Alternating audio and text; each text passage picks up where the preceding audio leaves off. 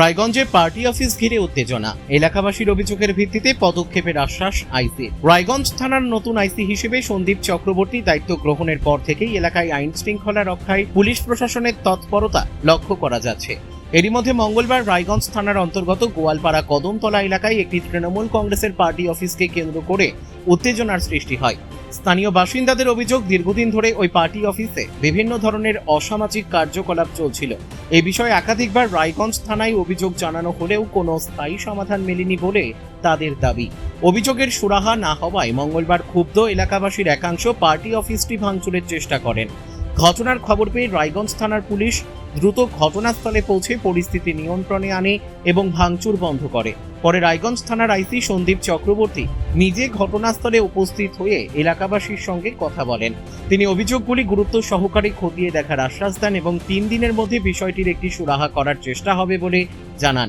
এ প্রসঙ্গে স্থানীয় বাসিন্দা রেবা মণ্ডল বলেন, দীর্ঘদিন ধরে এলাকার মানুষ সমস্যার কথা জানিয়ে এলেও কার্যকর ব্যবস্থা নেওয়া হয়নি, তাই ক্ষোভের বহিঃপ্রকাশ ঘটেছে। অন্যদিকে স্থানীয় বাসিন্দা দীনবন্ধু মণ্ডল বলেন, এলাকার শান্তি ও নিরাপত্তার স্বার্থে প্রশাসনের দ্রুত এবং নিরপেক্ষ পদক্ষেপের দাবি জানিয়েছেন তারা। ঘটনাকে কেন্দ্র করে এলাকায় কিছু সময়ের জন্য উত্তেজনার সৃষ্টি হলেও বর্তমানে পরিস্থিতি নিয়ন্ত্রণে রয়েছে। পুলিশ পুরো বিষয়টির উপর নজর রাখছে এবং অভিযোগের সত্যতা যাচাই করে প্রয়োজনীয় আইনানুগ ব্যবস্থা নেওয়া হবে বলে প্রশাসন সূত্রে জানা গিয়েছে। দীনবন্ধু মণ্ডল এখানকার বাসিন্দা এবং স্কুল শিক্ষক। এখানে যে অবৈধ একটা ক্লাব বলেন বা একটা অসামাজিক ক্রিয়াকর্ম হতো, সেটার বিরুদ্ধে আমরা আগে থানায় জানিয়েছি, সেটা বিগত সরকারের সময়, কিন্তু প্রশ্ন হলো তখন কোনো কাজ হয়নি।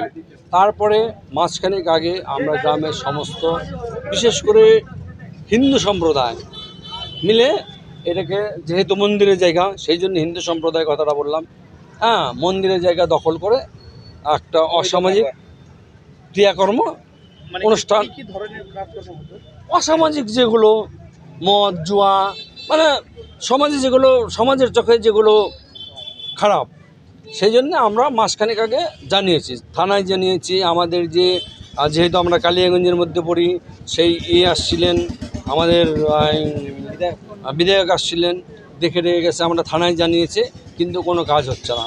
শেষে দাদা কালকে সদ্য রায়গঞ্জ থানার আইসি জয়েন করবে, জয়েন করার সাথে সাথে এত তৎপর, এই বিষয়টা আপনি কিভাবে দেখছেন? না, প্রশাসনের কাছ থেকে আমরা তৎপরতা পাইনি, এটা আমাদের আগে পাওয়া যায় না, এটা আমাদের উদ্যোগে হয়েছে। আজকে আমরা একত্র হয়েছি এটা ভাঙার জন্য, প্রশাসন ভাঙতে আসেনি, বরং প্রশাসন বলল 3 দিন টাইম নিয়েছে। 3 দিন টাইম নিয়েছে, শুক্রবার অবধি দেখব।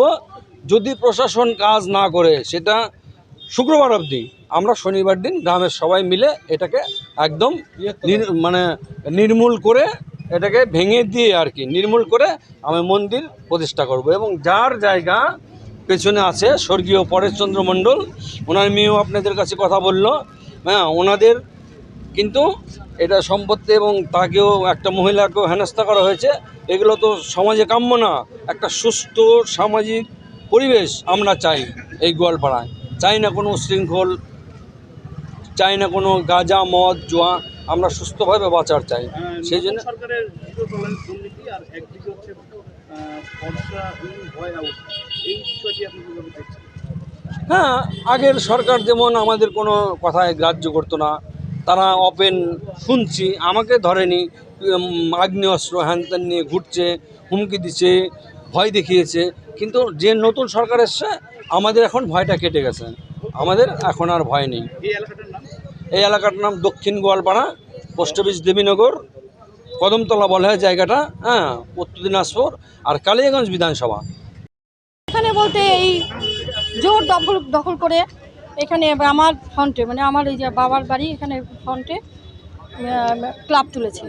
এখানে অনেক বাধা দেওয়া সত্ত্বেও এখানে কি যেন বলছে জোর করে এরা ক্লাব দখল করে নিয়ে এই যে আজকে এখানে বিভিন্ন ধরনের অসামাজিক কাজকর্ম হয়। টিএমসির আগের সরকারে যে লোকজন ছিল তারাই করছে। এখানে দেখেন মদ গাঁজা জুয়া আরও ধরনের যত নিকৃষ্ট ধরনের কাজ সবই হয়। যত রাত হতো যত রাত হতো তত তাদের মনে হচ্ছে, এমনকি কি যেন বলছে, আমাকেও অকথ্য ভাষায় গালিগালাজ করেছে। আমাদের যে জায়গাটা আমাদের হুমকি দিয়েছে। অবশ্যই হতো, এখান থেকে অবশ্যই হতো। এই যে কিছুক্ষণ আগে থানার আইসি এসেছিলেন, এখান থেকে বললো যে এখানে তো আজকের নয়, এটা অনেক দিন থেকেই এগুলো পরিকল্পনা চলেছে। পরিকল্পনা মাফিক এখানে একটা মানে আস্তানা হয়েছিল, আস্তানা।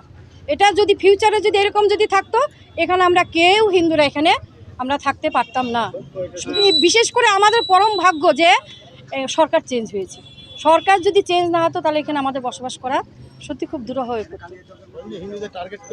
এখানে এর আগে যখন সরকার ছিল তখন কি বিষয়গুলো আপনারা জানিয়েছিলেন প্রশাসন? জানিয়েছিলাম, কিন্তু কোনো রকম কোনো স্টেপ নেয়নি।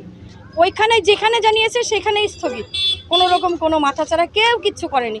কারো কোনো গায়ে লাগে না, কারো কোনো যায় আসে না। কিন্তু এখানে একটা কথা বলার একটা জায়গা তৈরি হয়েছে যে আমাদের যে ভেতরে কষ্ট, দুঃখ, জ্বালা, যন্ত্রণা, এমনই এই যে চারিদিকে যে গ্রামবাসী সবাই এসছে, নিশ্চয়ই আমাদের মানে কষ্ট হচ্ছে, এমনকি অসুবিধা হচ্ছে। সেই জন্যই আমরা সবাই একত্রিতভাবে এইভাবে কাজ করছি। দেখুন, এইটা যদি সম্পূর্ণ যদি ভেঙে দেওয়া যেত, এদের যে আস্তানা ছিল, তাহলে মনে হচ্ছে অনেকটাই সমস্যার সমাধান। এখন ওকে থানা থেকে এসেছিলেন আইসি সাহেব, উনি বললেন যে আমাদের তো এর আগে কপি দেওয়াই হয়েছিল থানাতে। তখন বললো যে ঠিক আছে, আমি সব বুঝলাম যে গ্রামের সমস্ত সবাই যখন একত্রিত হয়েছে তাহলে নিশ্চয়ই কোনো সমস্যা তো অবশ্যই তৈরি হয়েছে। এমনকি উনি বললেন যে এখানে সমস্যা যে আমি আগেও জানি, তবে আমাদের 3 দিন টাইম দেন, 3 দিনের মধ্যে আমরা একটা ব্যবস্থা নেব। রায়গঞ্জ থেকে রামকৃষ্ণ দাসের রিপোর্ট, কুলিক নিউজ।